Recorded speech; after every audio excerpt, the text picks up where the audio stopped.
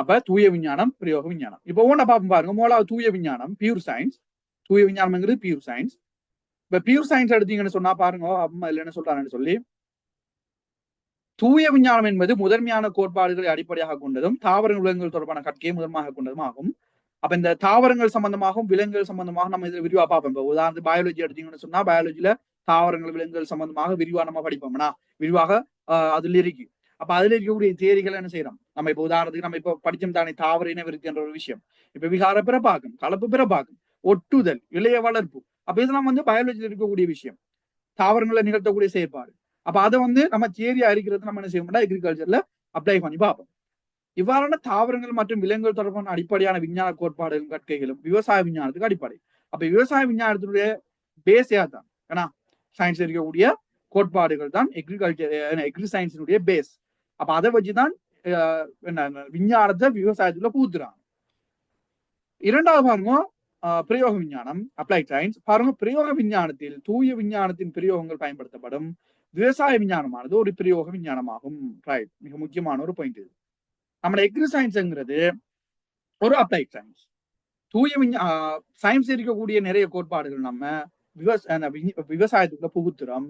ஆகவே விவசாயம்ங்கிறது ஒரு பிரயோக விஞ்ஞானம். உதாரணத்துக்கு வந்து பாருங்க, 3 சந்தர்ப்பங்கள் வந்து சந்திக்கிறாங்க. முதலாவது பயிராக்கவியல். இந்த பயிராக்கவியலை பாத்தீங்கன்னு சொன்னா தூய விஞ்ஞானத்துல தாவரங்கள் பற்றிய கற்கையை நம்ம என்ன செய்வோம்னு சொன்னா தியரியா படிப்போம். தாவரங்கள் என்ன ஒரு பிளான்ட் எடுத்தோம்னா அந்த பிளான்ட் ஒளித்தோப்போ சுவாசம் மத்த செயற்படலாம் படிப்போம். அப்ப இதெல்லாம் வந்து ஒரு தியரியா இருக்கக்கூடிய விஷயம். இப்படி நம்ம தியரியா படிக்கிற ஒரு விஷயத்த எக்ரிகல்ச்சர்ல நம்ம எப்படி அப்ளை பண்ணுவோம்டா பாருங்க, தாவரங்களின் பயனுள்ள பண்புகளை பயன்படுத்தி பயிர்களை விருத்தி செய்தல். இதைத்தான் நம்ம சொல்லுவோம் தாவர இன விருத்தின்னு சொல்லுவோம். அப்ப பாருங்க, குழம்பத்தவள சிம்பிளா விளைவிக்கொள்ளுங்க. அதாவது பயாலஜில நம்ம தாவரங்களை பத்தி படிப்போம். அதுல சுவாச செயற்பாடு, ஆவியீர்ப்பு செயற்பாடு, ஒளித்தோப்பு மத்த விஷயம் எல்லாம் படிப்போம். அப்படி தியரியா படிச்ச ஒரு விஷயத்த நம்ம எப்படி அப்ளை பண்ணுவோம்னு சொன்னா எக்ரிகல்ச்சருக்குள்ள, இப்ப நம்ம ஏற்கனவே உதாரணத்துக்கு சொன்ன மாதிரி இப்ப வித்துக்கள் இல்லாத பல உற்பத்தி. இப்ப பப்பாசி பழத்தை எடுத்தோம்னு சொன்னா பத்த பழத்தை எடுத்தோம்னு சொன்னா வித்துக்கள் இருக்காது. அப்ப நம்ம சாப்பிடுற நேரம் வித்துங்கிறது நமக்கு இடையூறாக இருக்கக்கூடிய ஒரு விஷயம். சாப்பிடுற டைம் வந்து டிஸ்டர்பா இருக்கு. அப்ப நம்ம வித்துக்கள் இல்லாத பழத்தை உற்பத்தி செஞ்சோம்னா ஈஸியா சாப்பிடலாமண்ணா. அப்ப உற்பத்தியும் கூடுது, ஈஸியா சாப்பிடக்கூடிய ஒரு நிலப்பாடும் ஏற்படுது. விளங்கிட்டோம். அப்ப அது வந்து இங்க பயன்படுத்தப்படுது. 2வது சந்தர்ப்பம் பசலைகளை வந்து உற்பத்தி செய்யறது. பசலைகள் இப்ப யூரியா நீங்க கேள்விப்பட்டிருப்பீர்கள், டிஎஸ்பி, எம்ஓபி இப்படி நிறைய பசலைகள் வந்து காணப்படுது. சரியா? அப்ப இந்த பசலைகள் எல்லாம் எதை வச்சு உற்பத்தி செய்யப்படுதுன்னா பாருங்க, இயற்கையில் காணப்படும் மூலகங்கள் பற்றிய கற்கை. இப்ப நீங்க ஓலெவல் கிரேட் 10ல எல்லாம் வந்து கெமிஸ்ட்ரியில வந்து தாக்க வீதம் என்ற ஒரு விஷயம் படிச்சிருப்பீர்கள், தாவர பிரித்தெடுப்புகள் படிச்சிருப்பீங்க. அதே மாதிரி அயனாக்கள் சக்தி, மின்னெதிர்த்தன்மை ஞாபகம் இருக்கு, அதெல்லாம் எல்லாம் படிச்சிருக்கீங்க தானே? என்ன படிச்சிருப்பீங்க. அதே மாதிரி பாத்தீங்கன்னு சொன்னா 20 மூலகங்கள் பாடமாக்கிருக்கீங்களா? 20 மூலகங்கள். ரைட், 20 மூலகங்கள்லாம் பாடமாக்கிருப்பீங்க. அப்ப பாருங்க, அங்க பாடமாக்கி நம்ம அயனாக்கள் சக்தி படிச்சா மின்னெதிர்த்தன்மை, அதே மாதிரி தாக்க வீதம், அப்படி இப்படின்னு சொல்லி நிறைய விஷயங்கள் அங்க நீங்க என்ன ஒரு தியரியா படிச்சிருப்பீங்க. ஆனா நீங்க அங்க படிச்ச தியரி இப்ப எந்தெந்த மூலகங்கள் இந்தெந்த மூலகத்தோட தாக்கம் புரியும், இந்தெந்த மூலகங்கள் இந்தெந்த மூலகத்தோட தாக்கம் புரியாது என்று சொல்ற விஷயம்லாம் நீங்க படிச்சிருப்பீங்க. அப்ப நீங்க படிச்ச அந்த தியரியை நீங்க எங்க அப்ளை பண்ணுவீங்கன்னா பிள்ளைகள், தாவர உற்பத்திக்கு முக்கியமாகவும் பசலைகளை உற்பத்தி செய்யக்கூடிய செயற்பாட்டு நம்ம அதை பயன்படுத்தும். பாருங்க, நம்ம தியரியா படிச்ச விஷயம் எந்தெந்த மூலகம் எந்தெந்த மூலகங்கள்ல தாக்கம் புரியும், எந்தெந்த மூலகங்களுக்கு தாக்க வீதம் கூட. இப்ப உதாரணத்துக்கு பொட்டாசியம் சோடியம் எல்லாம் எடுத்தோம்னு சொன்னா அதில் மிக விரைவாக தீப்பற்றக்கூடியது, விரைவாக அதுல தாக்க வீதம் கூடியா இல்லையா? இல்லையா? விலங்கு அதெல்லாம் நமக்கு இங்க தேவையில்ல, விளங்குறது சொல்றேன். ஏன்னா அப்ப விரைவாக தீப்பற்றக்கூடிய மூலகங்கள். அப்ப அதெல்லாம் வந்து நம்ம நினைச்ச மாதிரி கையெல்லாம் பயன்படுத்தி எல்லாம் எடுத்து பயன்படுத்தலாமா? சோடியத்தை கையால் எடுத்து, பொட்டாசியத்தை கையால் எடுத்து, வெறும் கையால் எடுத்து பயன்படுத்தலாமா? இல்ல. அப்ப பசலைகள் ரசாயன பசலைகள் உற்பத்தி செய்யற நேரம் பிள்ளைகள் மூலகங்களை கலந்துதான் உற்பத்தி செய்யறாங்க. முக்கியமாக 3 மூலகங்கள் அதுல இருக்கு. என்பிகே என்று சொல்லுவோம். நம்ம இதெல்லாம் விரிவா நம்ம 4வது படிப்போம். சிம்பிளா விளங்கிடுவோம். நைதர்சன், பாஸ்பரஸ், பொட்டாசியம் சொல்லி 3 மூலகங்கள் இருக்கு. இப்ப நைதர்சனை மட்டும் வழங்கக்கூடிய பசைகள் இருக்கு, பொஸ்பாரஸை மட்டும் வழங்கக்கூடிய பசைகள் இருக்கு, பொட்டாசியத்தை மட்டும் வழங்கக்கூடிய பசைகள் இருக்கு. சில பசைகள் இது 3ஐயும் வழங்கும். நைதர்சனையும் வழங்கும், பொஸ்பாரஸையும் வழங்கும், பொட்டாசியத்தையும் வழங்கும். சில பசைகள் இருக்கு நைதர்சனையும் பொஸ்பாரஸையும் மட்டும்தான் வழங்கும், அல்லது பொஸ்பாரஸையும் பொட்டாசியத்தையும் மட்டும்தான் வழங்கும், அல்லது நைதர்சனையும் பொட்டாசியத்தையும் மட்டும்தான் வழங்கும். அப்ப இப்படி எல்லாம் பசைகள் இருக்கு. சரியா? நம்ம 4வது இதை பத்தி விரிவா படிக்கலாம். அப்ப பாருங்க, இந்த பசலைகள் உற்பத்தி செய்யறதுக்கு மூலகங்கள்ல தன்மைகள் நமக்கு கட்டாயம் தெரியணும். அப்ப நம்ம கெமிஸ்ட்ரியில அது ஒரு தியரியா படிச்சிருப்போம். அந்த தியரி நம்ம பசலைகள் உற்பத்தி செய்யக்கூட பயன்படுத்தப்படுது. பாருங்க, அங்க நம்ம கெமிஸ்ட்ரியில படிச்ச தியரிங்கிறது ஒரு பியூர் சயின்ஸ், ஒரு தூய விஞ்ஞானம். நம்ம அதை பயன்படுத்தி பசலை உற்பத்தி செய்யறோம். அது ஒரு பிரயோக விஞ்ஞானம், அப்ளைட் சயின்ஸ். சிம்பிள். விளங்கிட்டா? இது விளங்கிட்டா? இதெல்லாம் நீங்க யோசிக்கிறது இதெல்லாம் பெருசா உங்களுக்கு எக்ஸாமுக்கு வராது. சரியா? நம்ம என்ன படிக்கிறோம் தான் இந்த விஷயம், இந்த தூய விஞ்ஞானம், பிரயோக விஞ்ஞானம் நம்ம அதிகமா எக்ஸாமுக்கு வராது. கொஞ்சம் சிம்பிளா விளங்குறதுக்காக படிச்சுக்கொள்ளும். சில நேரங்களில் உங்களுக்கு டேம் எக்ஸாம்ல கேள்வியில் போடுவாங்க, ஃபைனல் எக்ஸாம்ல இதெல்லாம் வராது. ஆனா நம்ம ஏற்கனவே படிச்சோம் தானே, விவசாயம் என்ன, வரைவிலக்கணம், அதே மாதிரி விவசாயத்தை அடங்க ஒரு துறைகள், இதெல்லாம் கட்டாயம் தெரிஞ்சு மிக முக்கியமான விஷயம். இதெல்லாம் அதிகமாக உங்களுக்கு எக்ஸாமுக்கு வரும். சரியா? இப்ப 3வது உதாரணம் பாருங்க, அறுவடைக்கு பிந்திய தொழில்நுட்பம். அறுவடைக்கு பிந்திய தொழில்நுட்பம்ங்கிறது நமக்கு 14வது யூனிட். இதை பத்தி நம்ம 14வது யூனிட் விரிவா படிக்கலாம். இப்ப அறுவடைக்கு பிந்திய தொழில்நுட்பம்ங்கிறது, இப்ப உதாரணத்துக்கு பார்ப்போமே, இந்த நம்ம மார்க்கெட் இருக்கு தானே. இப்ப மார்க்கெட் எடுத்தீங்கன்னு சொன்னா, மார்க்கெட்ல அதிகமான விளைச்சல்கள் விற்பனைக்கு வச்சிருப்பாங்க. கொச்சிக்காய், மரக்கறிகள் அதிகமா இருக்கும், பழங்கள் எல்லாம் அதிகமாக இருக்கும். இப்ப காலையில கடும் ஃப்ரெஷ்ஷா மரக்கறியில கொண்டு வருவாங்க. ஆனா மாலையாகும் போது அந்த அந்த குறிப்பிட்ட மரக்கறிகளினுடைய அந்த ஃப்ரெஷ்ஷாக இருக்கக்கூடிய தன்மை அப்படியே இருக்குமா? அப்படியே இருக்குமா? இல்ல. இப்ப உதாரணத்துக்கு ஒருத்தர் இன்றைக்கு ஒரு 100 கிலோ கத்திரிக்காய் எடுத்துட்டு வரான்னு வைங்களேன். 100 கிலோ கத்திரிக்காய் அல்லது 100 கிலோ மிளகாய் ஏதாவது ஒன்று எடுத்துட்டு வரார். இப்ப 100 கிலோ மிளகாய் எடுத்துட்டு 100 கிலோங்கிறது கடுமோ வரும்னா, ரைட், ஒரு 10 கிலோ வைப்பாமே, ரைட், ஒரு 10 கிலோ மிளகாய் எடுத்துட்டு வந்து அவர் விற்கிறார். ஆனா அந்த 10 கிலோவும் உடனடியா ஒரே நாள் விற்பனை ஆகுமா? விற்பனை ஆகுமா? இல்ல சார். இல்ல. அப்ப இது என்ன செய்வார்? நாளைக்கு வச்சு விற்பார். இப்ப இந்த மிளகாய நாளைக்கு வச்சு விக்கிற நேரம், இந்த மிளகாய் கடும் ஃப்ரெஷ்ஷா இருக்குமா? இன்றைக்கு இருந்த மாதிரி நாளைக்கு கடும் ஃப்ரெஷ்ஷா இருக்குமா? இல்ல சார், கொஞ்சம் வாடின தன்மை மாதிரி இருக்கு. வாடின தன்மை இருக்கும். இப்ப வாடின தன்மை, இப்ப நீங்க மார்க்கெட்டுக்கு போறீர்கள். போனா இப்படி வாடி இருக்கக்கூடிய மிளகாய் மரக்கறிகள் நீங்க பாக்குறீங்க, அதை நீங்க வாங்குவீங்களா? அதை நீங்க வாங்குவீங்களா? இல்ல சார், வாங்க மாட்டோம்.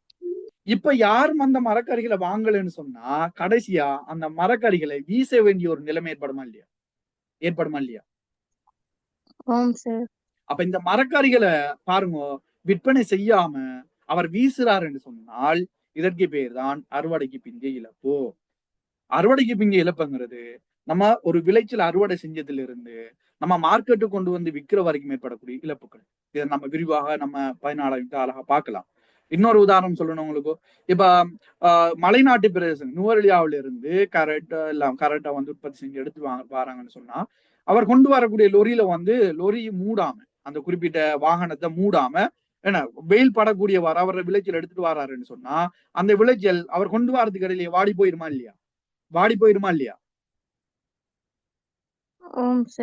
அப்ப அதுல வீச வேண்டிய நிலைமை ஏற்படும். இப்ப இன்னொருத்தர் என்ன செய்யறார்? மாங்காய்களை ஒரு பேக்குக்குள்ள நல்லா கட்டி வாகனத்துல போட்டு வரார்.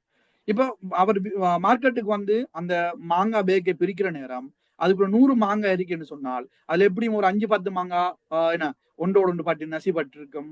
ஏதோ ஒரு விதத்துல அது பாதிப்படைஞ்சிருக்குமா இல்லையா?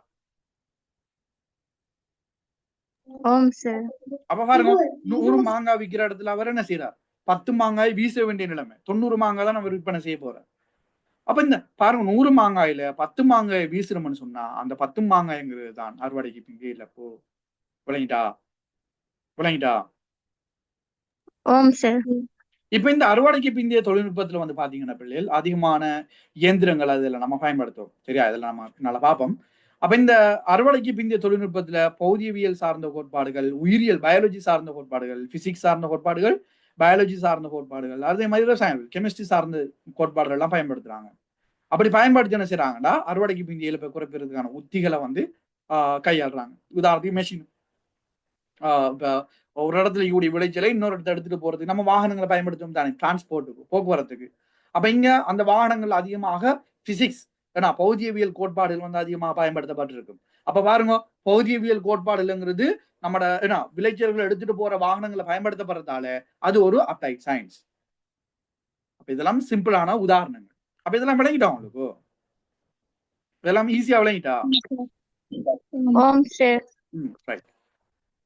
இப்ப அடுத்த விஷயம் நம்ம பார்க்க போறோம். இலங்கையின் ஒரு நோட் ஒன்று தந்திருக்கிறாங்க பாருங்க. இலங்கையின் விவசாயத்துறையின் பின்னடைவுக்கு தொழில்நுட்பம் மற்றும் முகாமைத்துவம் ஆகியவற்றின் சேர்மானத்தில் உள்ள குறைபாடே பிரதான காரணமா. அப்ப இலங்கட விவசாயத்துறை எடுத்தீங்கன்னா தற்போது இலங்கட விவசாயத்துறை அதல பாதாத்துல இருக்கு. சரியா? நம்ம பின்னால படிப்போம் பிள்ளைகள். இப்ப நீங்க படிக்கிறது வந்து நீங்க படிச்சு ஒரு டாக்டர் ஆகணும்னு சொன்னா இந்த பாடம் எடுக்க மாட்டீங்கன்னா நீங்க ஒரு டீச்சர் ஆகணும், அல்லது நீங்க ஒரு லோயர் ஆகணும், அல்லது டெக்னாலஜில ஏதாவது ஒரு ஃபீல்டில் போகணும்னு சொல்லி நீங்க எதிர்பார்த்து படிப்பீங்க. அப்ப நம்ம படிக்கிறது எல்லாம் ஏதாவது ஒரு சேவை துறைக்குள்ள போறதுக்காக தான் நம்ம படிக்கிறோம். ஒரு டீச்சராகவோ ஒரு லோயராகவோ, ஏன்னா இப்படி நம்ம என்ன ஒரு சேவைக்குள்ள போறது தான் படிக்கிறோமே தவிர விவசாயத்துறைக்குள்ள போகணும்னு சொல்லி படிக்கிறோமா? இல்ல சார். இல்ல. இந்த பாடம் அப்படித்தான். நம்ம ஏ லெவல் படிக்கிறதோட முடிச்சிடணும். ஏ லெவல் படிக்கிற வரைக்கும் நமக்கு இந்த பாடம். நீங்க நல்ல சர்ட் ஸ்கோர் எடுக்கிறதுக்காக தான் நம்ம இந்த பாடத்தை பயன்படுத்தணும். சரியா?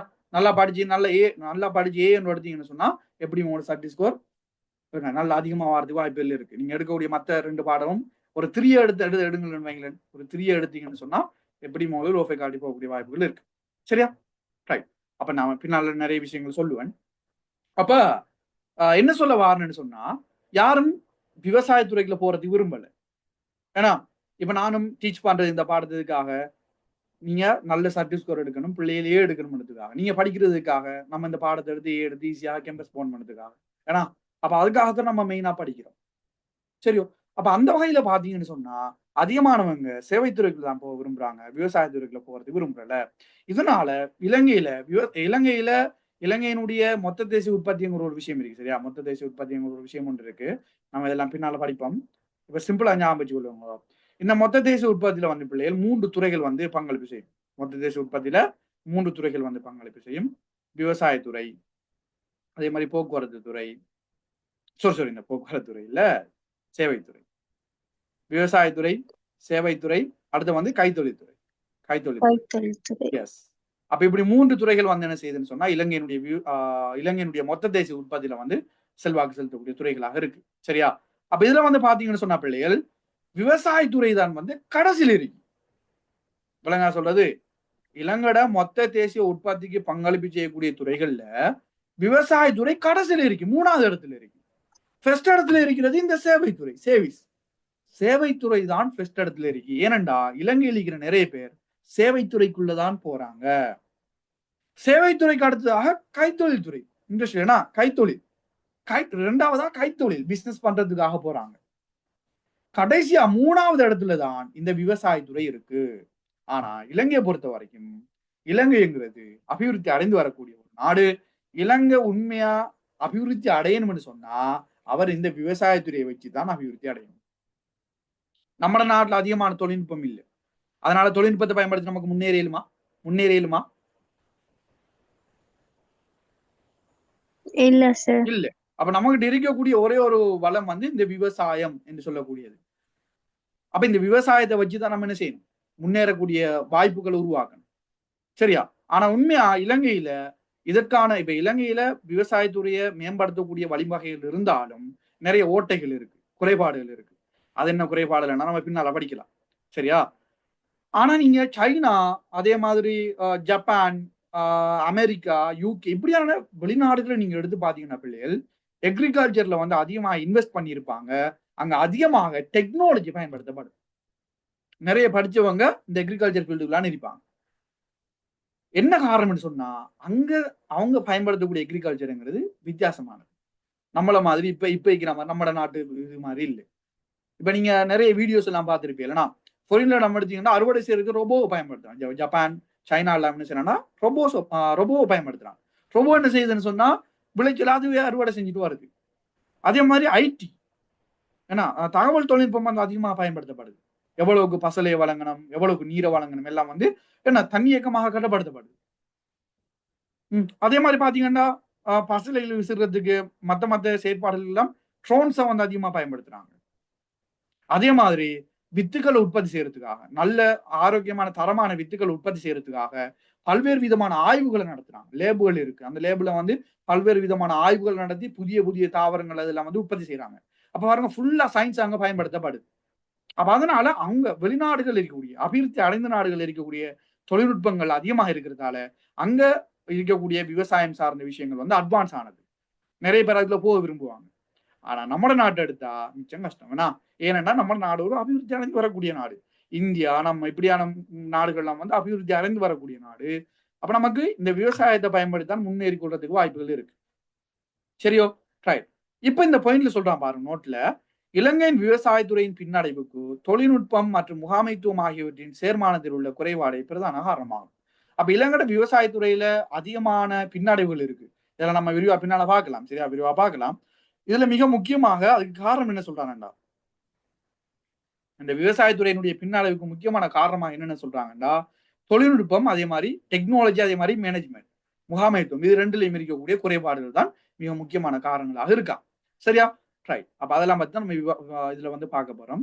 பாருங்க, விவசாய விஞ்ஞானத்தில் தொழில்நுட்பம், டெக்னாலஜி வந்து எப்படி அக்ரிகல்ச்சர் ஃபீல்டுல வந்து பயன்படுத்தப்படுதுன்றதை பத்தி பார்ப்போம்.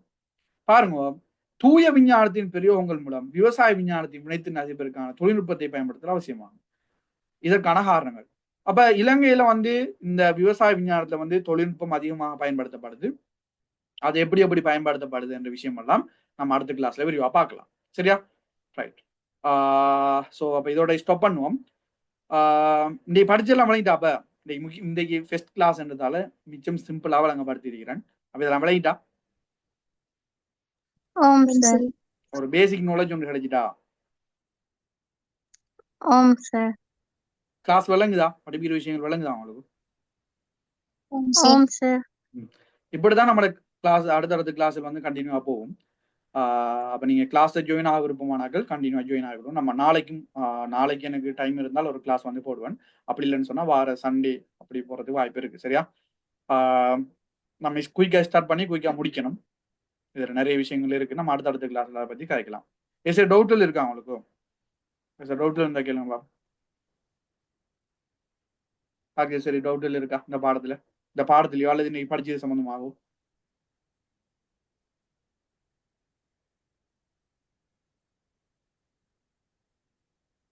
யாருக்கும் எந்த டவுட்டும் இல்லையா? இல்ல சார்.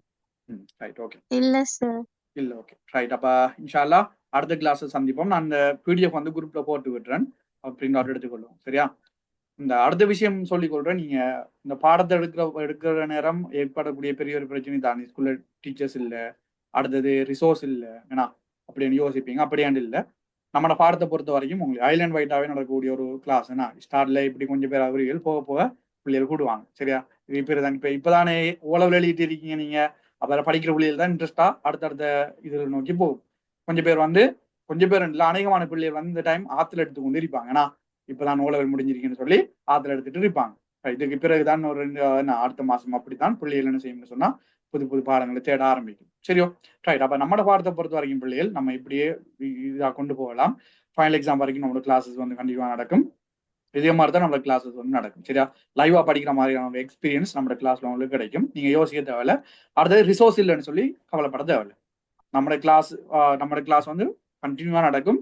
நம்ம கிளாஸ்லயே எக்ஸாம்பிள் மற்ற விஷயங்கள் எல்லாம் வந்து கிளாஸ்லயே செய்வேன் நான். சரியா, அப்ப நீங்க கண்டினியூவா கிளாஸுக்கு வந்தா சரி, சொல்ற விஷயங்களை செஞ்சா சரி. விளங்கிட்டா? ஆம் சார். Right, okay. அந்த குரூப்ல இல்லாதவங்க உங்களுக்கு லிங்க் போட்டு இருக்கிறாங்க இதுல சட்ல, நானும் போட்டு விட்டுறேன். இந்த குரூப் இல்லாதவங்க இந்த குரூப்ல ஜாயின் ஆகிக்கொள்ளுங்க. மற்ற லிங்க் எல்லாம் வந்து இந்த குரூப்ல நான் போடுவேன். சரியா, ஓகே சார். ரைட். வேற சரி கேட்கணுமா? டவுட் எல்லாம் சரிக்குதா?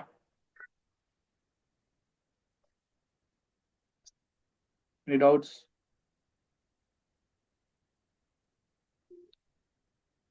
ரைட் இல்ல அப்ப இன்ஷால்லா அடுத்த கிளாஸ் சந்திப்போம். அந்த குரூப்ல இருக்கீங்க, அடுத்த கிளாஸுக்கு லிங்க் நான் அந்த குரூப்லயே போடுறேன். ரைட் அடுத்த கிளாஸ் ஆ ஓகே சார்.